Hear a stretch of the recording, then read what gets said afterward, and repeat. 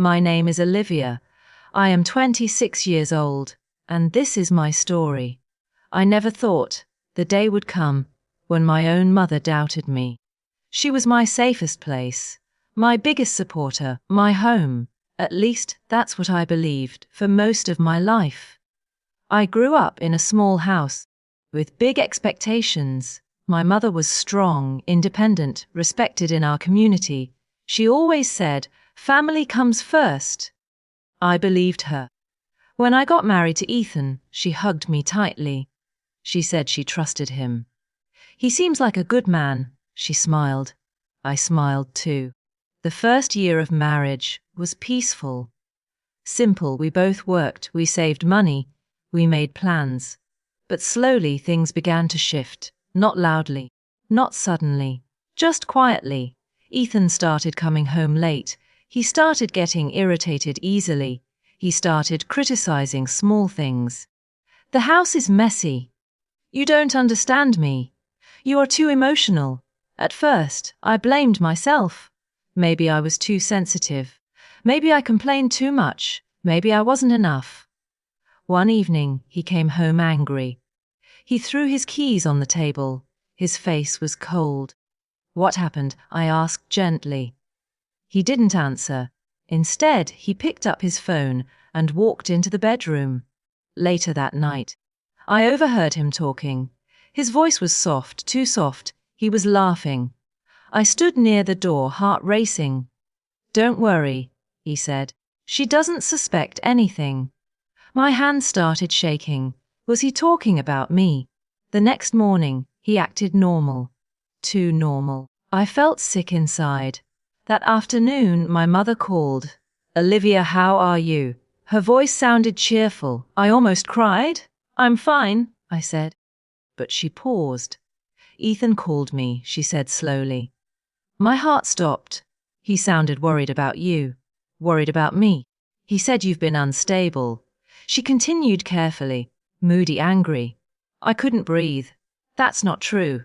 I whispered. "Well," she sighed, "marriage is not easy." "I know," I replied, "but I'm not unstable." She was quiet. Then she said something that broke me. "Olivia, Ethan has no reason to lie." No reason to lie. But I had a reason. That evening, I confronted Ethan. "Why did you call my mother?" He looked calm. "I was worried about you," he said. "You've been acting strange." "Strange?" I stared at him. "You told her I'm unstable." He shrugged slightly. "You cry a lot. You overthink everything. You imagine problems." I felt the room spinning. "I heard you last night," I said. He froze. "Heard what?" "You said I don't suspect anything." Silence filled the space. For a moment, his mask slipped. Then he smiled. "You must have misunderstood." Misunderstood. That word again. Suddenly, I wasn't just a wife. I was a problem. A story he could control. The next weekend, we visited my mother. She welcomed us warmly. But something was different. She hugged Ethan longer. She looked at me differently. Concerned, suspicious. During dinner, she asked softly, "Olivia, are you taking care of yourself?" I replied. Ethan touched her hand gently. "She's trying," he said calmly, "trying." As if I was fragile, as if I needed supervision. I looked at my mother. She nodded slowly. "I just want peace," she said. So did I. After dinner, I asked her privately, "Do you believe him?" She avoided my eyes.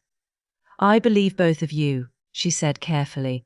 But her tone told a different story. She believed him more.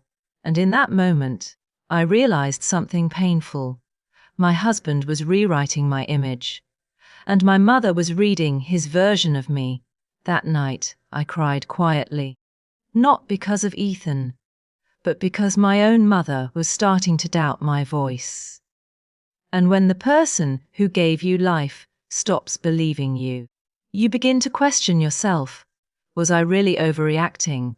Was I losing control? Was I wrong? Or was someone slowly turning my world against me? I didn't know yet.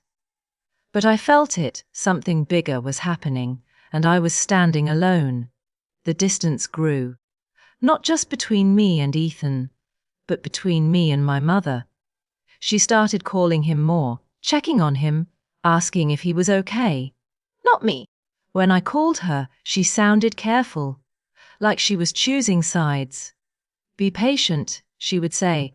Marriage needs understanding. Understanding. But who was understanding me? Ethan became calmer at home, too calm, almost confident. He knew something I didn't. One afternoon, I opened our shared laptop. I wasn't searching for secrets, but I found one. An email was open. It was from Ethan, sent to my mother. My hands felt cold. "I'm trying my best," he had written. "But Olivia's behavior worries me." Behavior. She forgets conversations. She imagines arguments. She accuses me without reason. Every sentence painted me as unstable. I stared at the screen. He wasn't just lying. He was building a story. A detailed story, a believable story. And my mother was reading it every week. That evening, I printed the email. I waited for Ethan.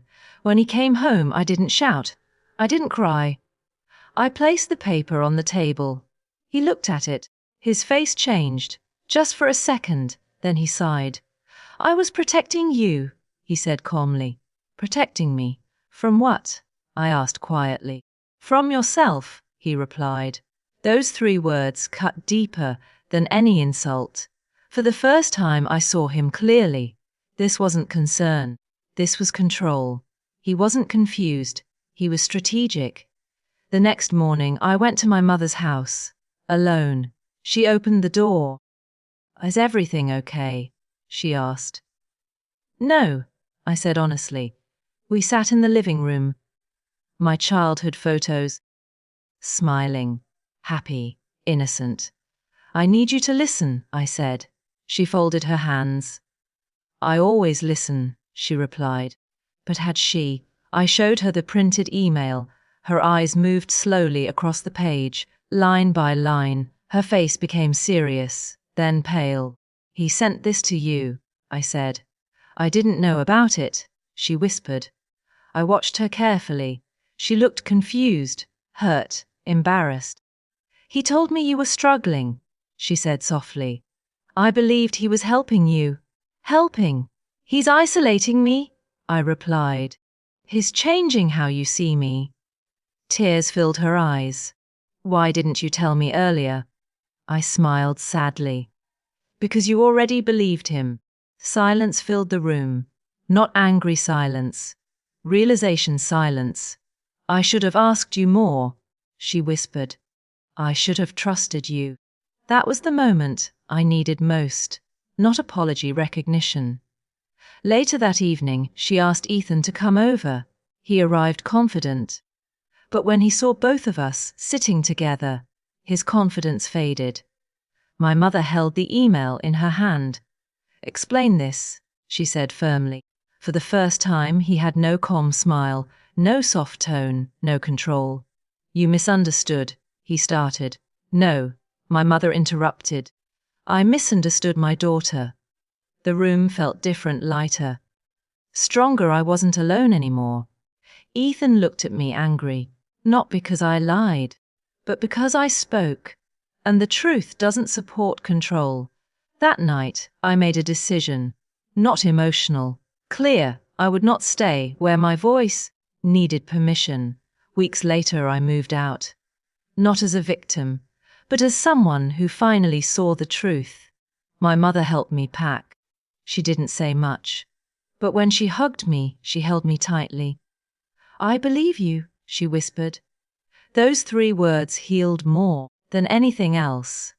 Sometimes the hardest pain is not betrayal from a partner, it's doubt from the person who raised you. But truth has a quiet strength, and when it finally speaks, even the strongest lies begin to fall apart.